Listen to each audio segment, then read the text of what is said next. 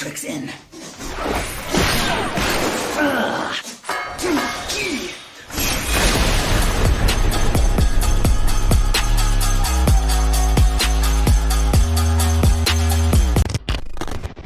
Alright, what's up y'all? This is it. The final guide, the final piece of the puzzle. Perfect Alexander. We're going to be talking about this using the LPDU Strats. The Discord of the LPDU is going to be in the description down below if you'd like to join it. It's a community for the Light Data Center for Ultimates specifically. If you enjoy doing Ultimates and you want to PF them, this is the way to go. I do realize it's been a long time. It's been a long time since we posted the guide. I apologize. I've been very busy outside of this. I've been doing top. I've been doing just a whole bunch of other things. So I have time now to release this. So here it is, guys. You know, you're almost there. So let's go ahead and explain the Perfect Alexander. All right, well, firstly, you're going to be facing the boss north, and the party's going to be behind the boss. And then here's where the mechanics start kicking in. So you're going to get a bunch of things happening here, and you're going to be getting debuffs that basically are you're going to end up in certain positions based on what the debuff is. So you have the Dragoon here. He has a light beacon. This is how it looks like. And then you have the light people over here that looks like this. This is like a forward march, and you're going to move forward by default, and you can't control your character. And then there's the dark debuff people, looks like this, which is also forced march. You're going to be moving forward in one direction. And then you have the dark beacon, which is like it's more purple looking, and it's going to be all the way at C marker. That's where they're going to be standing. So the party who have light and dark debuffs are going to be standing basically in front of the dark beacon person. And the forced march will basically push you forward up towards the light beacon, right? And then it's going to be motion or stillness, which I'm going to be explaining now. The boss here will cast motion or stillness. If it casts motion, halfway through the cast bar, you want to make sure you honor it and respect it, because it will get you killed. Basically, what motion means is that you have to move your character or you're gonna die. What stillness means is you have to not move at all or your character is gonna die. So whatever the cast bar says, obey it. You have to listen to it, otherwise you're gonna die. The best way to deal with stillness and make sure you don't die is to double tap escape, because auto attacks will actually get you killed. So you can't even auto attack. Right? So here's how it goes. So I'm going to be showcasing this through my POV when I did this. Okay, so here we go. This is the beginning of Perfect Alexander. And as you can see, we're positioned on the south of the boss, right? We're doing our GCDs here. And the boss will begin casting the final word, right? And then you're going to get your debuffs. So here we go. You can see the debuff in the party list here. So in my case, I have light debuff, forced march. So in the next 8 seconds, when this hits 0, I will be moving forward and I would not be able to control my character.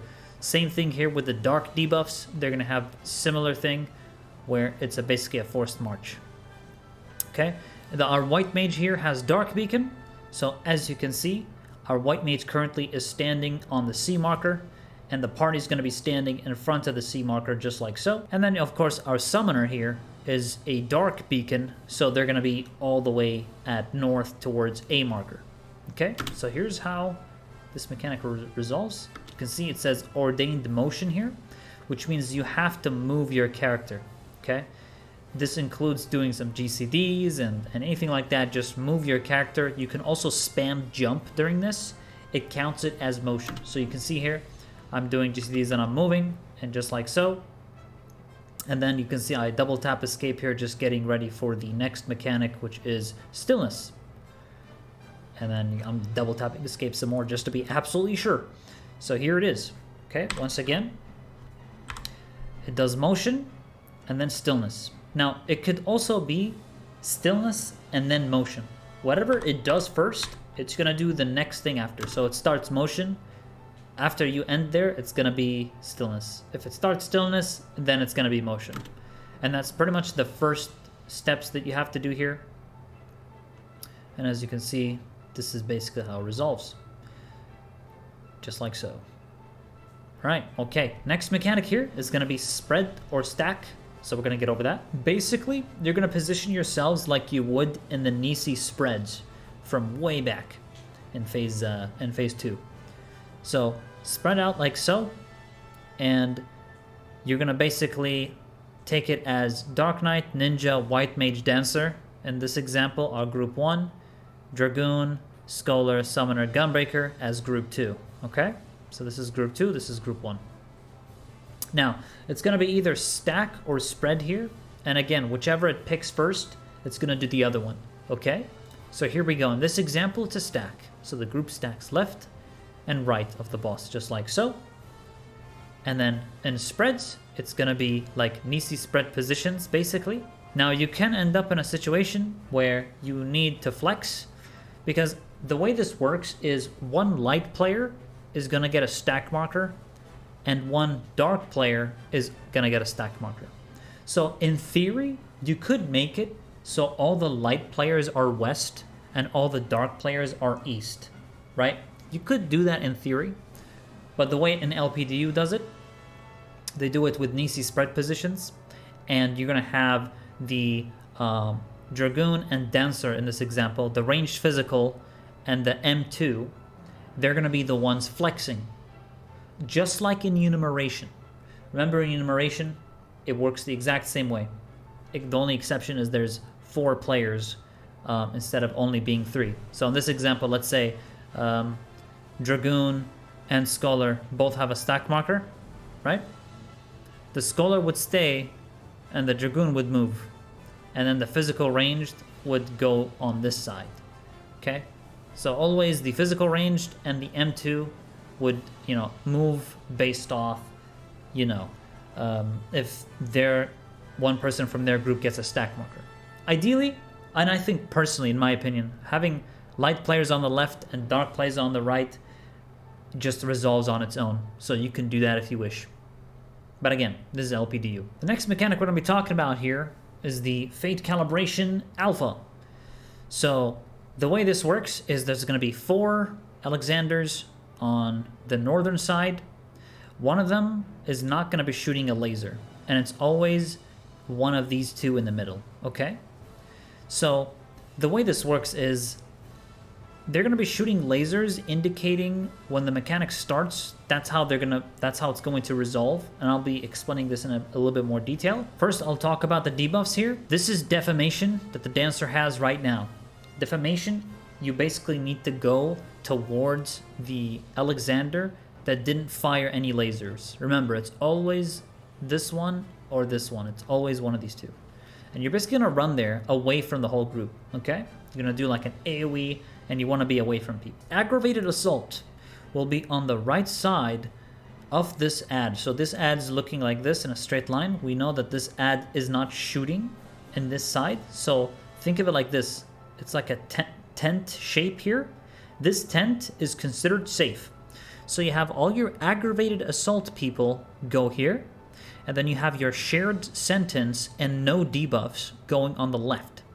Okay? So these guys are on the left, aggravated assault on the right. Okay? So this is how this mechanic would resolve. And then there's also going to be motion and stillness happening here. Okay? So keep this in mind.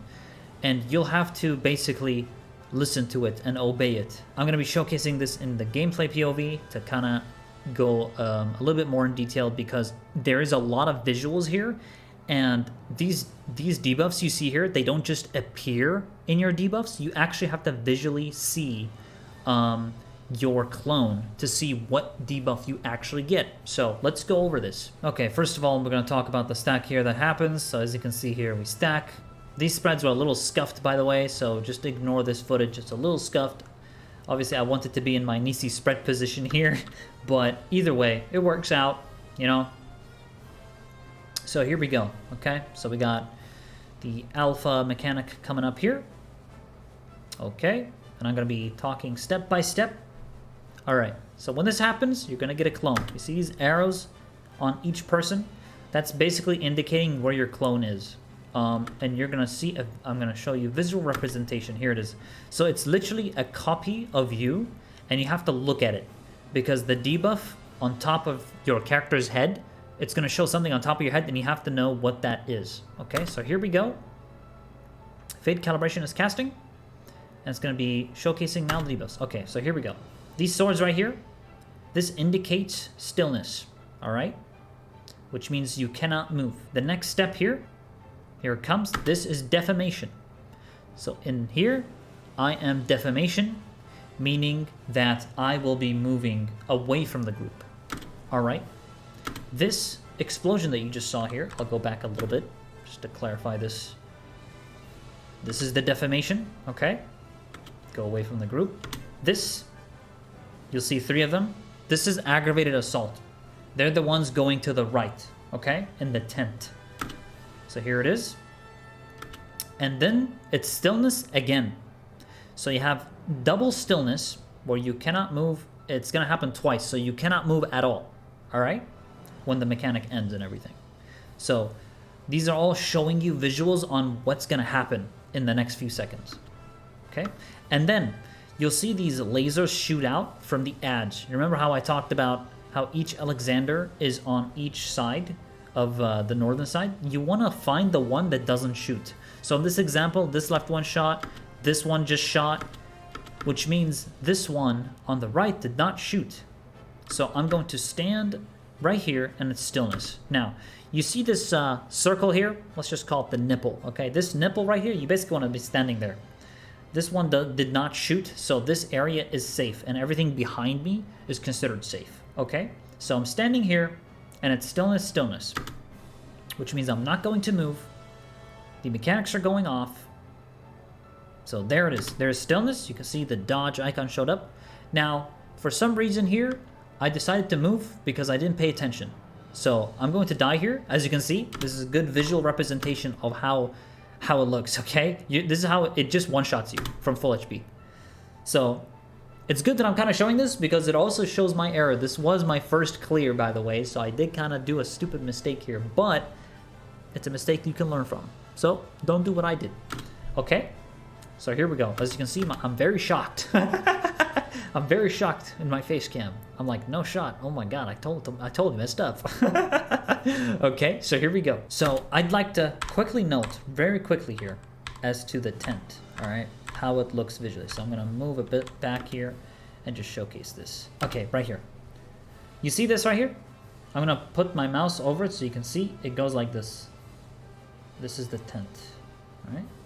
In this area is where the aggravated assault and the left side stacks that have no debuff and shared sentence go. So if this is safe, this left will be where the shared sentence and no debuffs people go.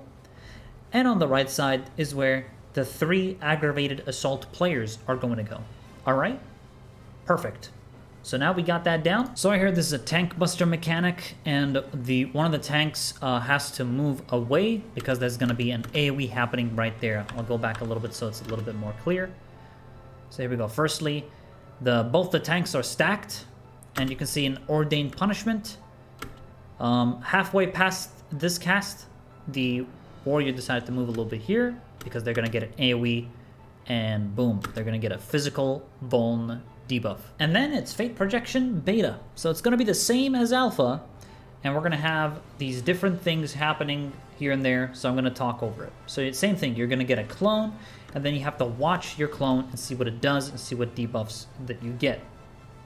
So you're going to follow your clone because your clone is going to start moving around, and it may also move to the edge. Now I'll be explaining each part, okay? So the way this is going to work is you're going to get dark debuffs or light debuffs, and then you're also going to have tethers, okay? So if you watch your dark debuff and you watch if there's a tether, whether it's Christmas or dark, you're going to basically end up in these positions, okay? So if you have a dark plus a dark tether connecting with another person's clone, okay, you're going to position yourself so that you end up south, okay? You're all going to be going east together stacked, and then it's going to be like a forced march towards the southern part of the map. If you have a dark debuff and Christmas, you're going to position yourself on the east first, and then it's going to force march you so that you end up north side. All right? So this is with the Christmas tether. And finally, if you just have dark, you're just going to position yourself so you end up west of the map. You're all going to be grouped up east except the light beacon, which we're going to be talking about now. So once again, here's the light beacon and the dark beacon. If you get a light beacon, you will have to watch your clone, and that's the only way you're going to know, okay? So you look at your clone, and if you see your clone going towards the edge of the arena, right to the edge, and it doesn't move, it means you have a light beacon. If it goes to the edge of the map, and you see there's a dark sword on top of your clone's head, then you are a dark beacon. Remember, the key rule here is that looking at your clone and it moving to the edge of the arena and not moving is going to be a beacon. Again, if it's a light sword, it's a light beacon. And if it's obviously a dark sword, then it's a dark beacon. You only know if you're a beacon if it moves to the edge, all right? And if we take into account all of the light debuffs, they're all going to end up north. Every single one of them. So if you get a light sword on top of your clone, then you know you're just going to have to end up north. You go east side of the map, and then it's going to force march you towards the northern side of the map. That's pretty much it. The only thing you want to pay attention to is if your clone moves to the edge of the arena, so you don't confuse the light sword for this when it's actually a light beacon. So keep this in mind. So I'm going to be showcasing the POV here and show you what I get here. So in my example here, okay, I'm going to showcase this one more time. I have a light beacon, and you can see there's a Christmas tether between me and the dark player right here, okay? This means that I will end up north, and that I am going to, all of us are going to go east. I'm going to showcasing this right now so you can see this person, their clone is Christmas. So you're going to end up east. Things you want to watch out for here. Here's a few things you want to watch out for. Now, this was being typed in the chat, so I didn't have to look visually, but essentially, you want to look at the very north of the screen, the very north of the map, sorry. There's going to be Alexander there, and he's going to be doing either a bubble, like multiple bubbles that kind of spread out, which means that spread is going to happen later. If it's two balls, big balls to the sides, then it means stack is going to happen later. Now I'm actually going to showcase this real quick so people understand what I'm talking about and how the balls look. Okay, so just look at Alexander here, and in this example we got stack marker. Look at Alexander, okay?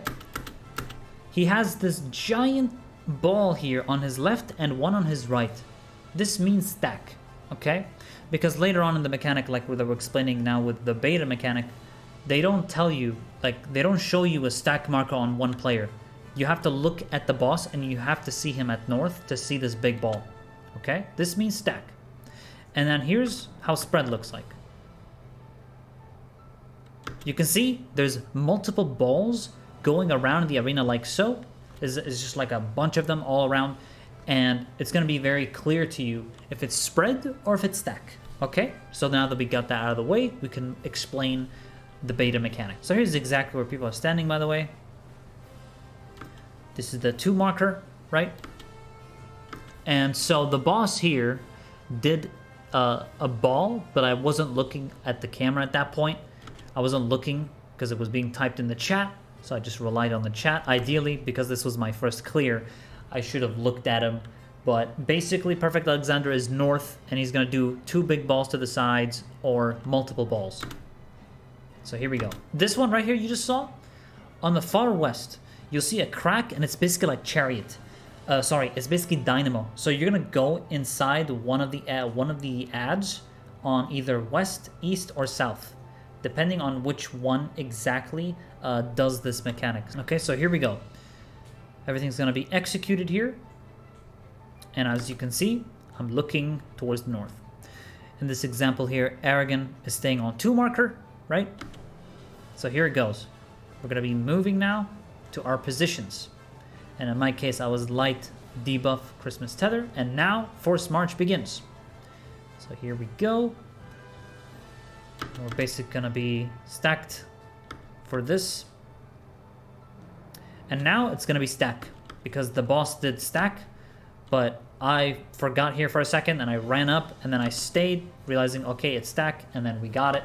And now the west side is safe because of the dynamo, so we go inside the dynamo, and there's the AoE that we talked about, and that part is safe.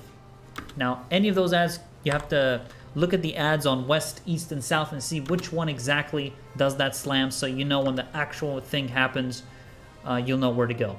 And in this example, west was safe. If you are a light beacon, here's exactly where you stand. Here it is. The light beacon is going to not stand on north, they're going to stand northwest a little bit on the nipple. Remember that nipple we're talking about? It's just basically this opposite side.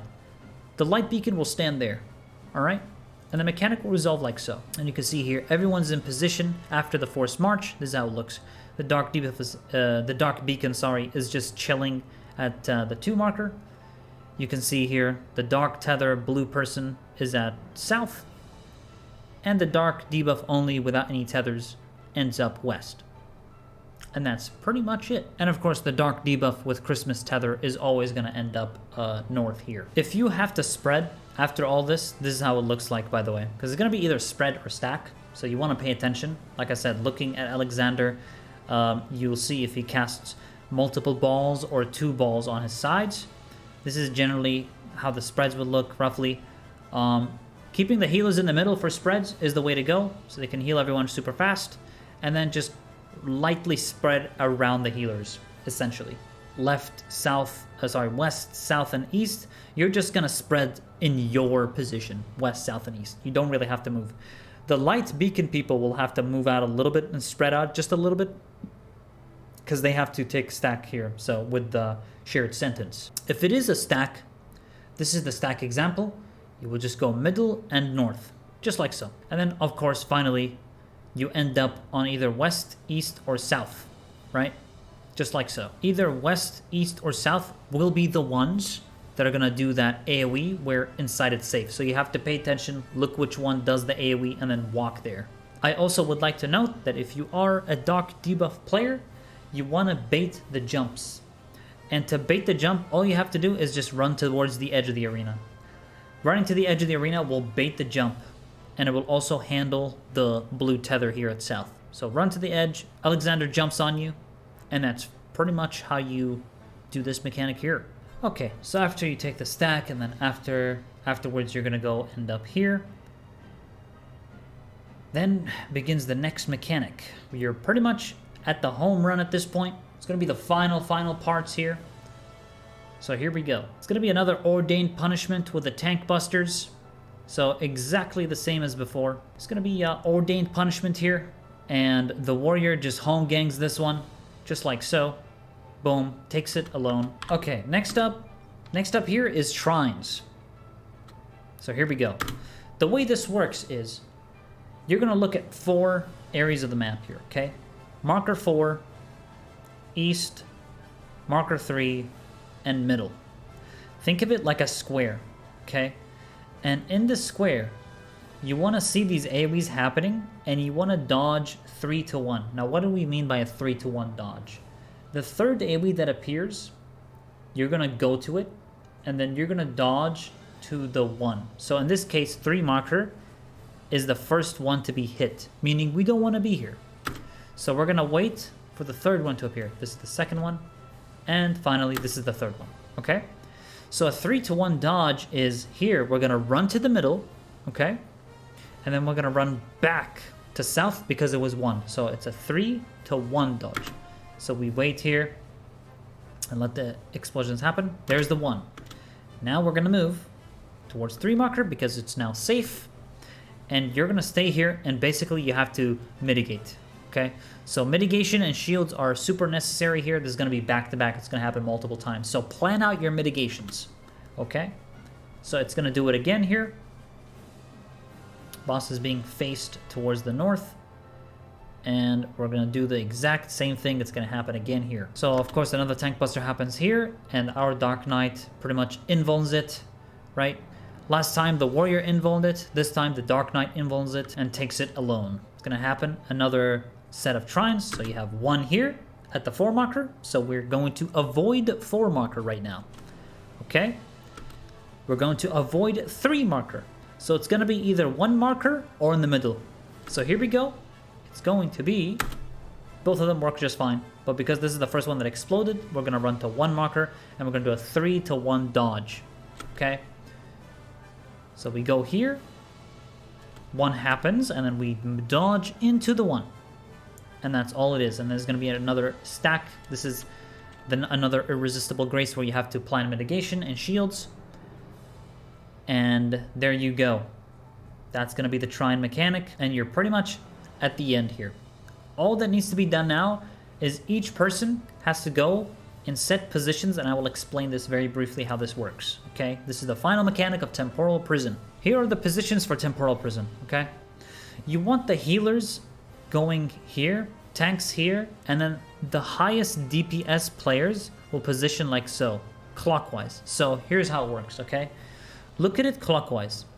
This one's gonna get jailed first, then this one. When you get jailed, you're unable to do actions, by the way. So it's going to be on each circle, everyone's gonna get jailed.